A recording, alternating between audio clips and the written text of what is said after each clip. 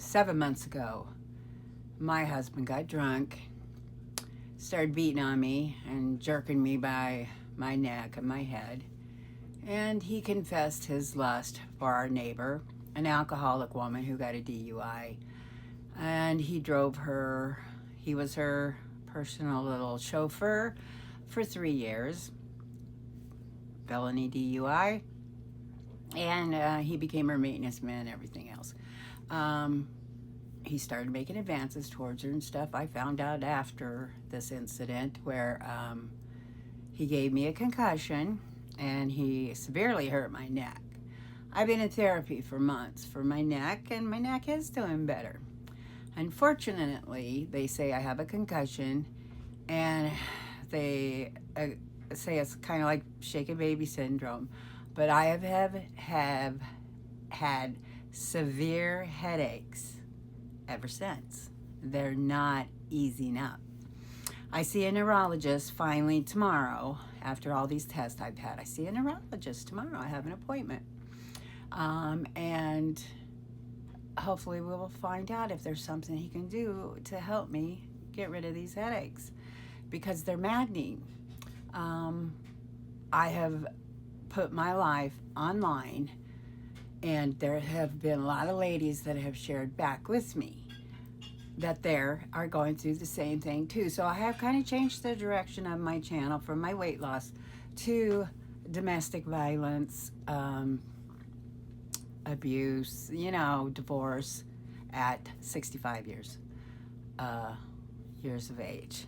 Yes, there's been a lot of back and forth, 38 years of fighting with my husband, and he's a narcissist, and I've been studying narcissists and learning all about narcissists and their ways. It's crazy, people. It's crazy. Anyway, I thought my husband was an alcoholic, and I thought that was why he was the way he was. And I tried to understand alcoholism, and I wish I would have been studying narcissists, because now that I'm studying narcissists, it's like I'm reading my life. I'm reading my whole life in these books and the videos, everything I'm studying. Yeah, it's me. Love bombed right from the beginning. Fights, abuse, just everything to do with narcissism. And I've been studying it, and I hope to share it. And I'm sharing this stuff on my channel because there have been so many women that have reached out to me saying that they are going through the same things, and a lot of them even worse than what I was going through. And so I'm going to share my story because I have been finding help. I have a counselor. I have a support group. I'm getting help with hopefully a rental here pretty soon. There's help out there, and there's I've been getting some job search things I'm going through. I mean, I'm going to have to change my whole life, which I was doing anyway. After losing 230 pounds, getting 2 new knees, doing a year of physical therapy, and getting out of the wheelchair, I was already changing my life dramatically. And now I have to pivot and change it again. And I am sharing that story, and I'm not trying to get sympathy. I'm trying to share my story. I'm not asking for nothing. I'm just sharing my story. And I'm hoping I can help some other women and tell you, okay, there is a way out. And my life is already getting better, and I know it's going to be so much better. I just can't wait to be in my own place. And then I know things are really going to pivot for the better. So I'm sharing my story. I'm not trying to get sympathy. I'm not trying to not get over things. Believe me, I would love to get over this right away. But when you have a horrible headache every day, when you have the woman next door that has been using your husband and your husband's in love with, and you have to watch this crap go on every day, it's hard. But I'm going to be just fine, and I know that. I'm one tough cookie. I'm Debbie Garcia. I'm the Badass Baby Boomer. That's my name on YouTube, the Badass Baby Boomer. I have 2 channels on there in case you're interested. Debbie's Weight Loss Revolution. I'll be opening up a membership on school pretty soon under that same name. And I also have another channel called Starting Over, Zero Apologies. Zero apologies. I understand if you don't want to watch my videos anymore. I understand, you know, I'm making fun of the whole situation in a lot of ways. At least I'm trying to. If you don't laugh, then you end up crying all the time. And I don't want to cry no more. I don't want to cry no more. I want to be strong and happy. And that is what I am striving for. And ladies out there that are being abused, it's possible. It is possible to get out. It's possible to get help. It's possible to be happy again. And I know that I have one hell of a life coming up.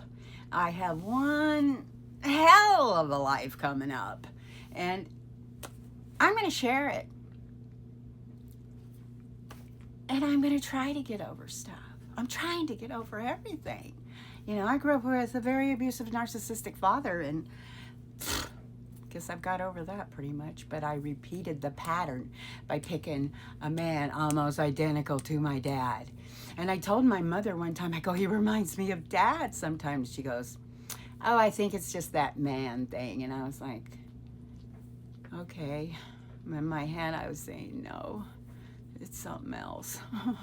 Or maybe it is a man thing. Yeah, maybe it is a man thing.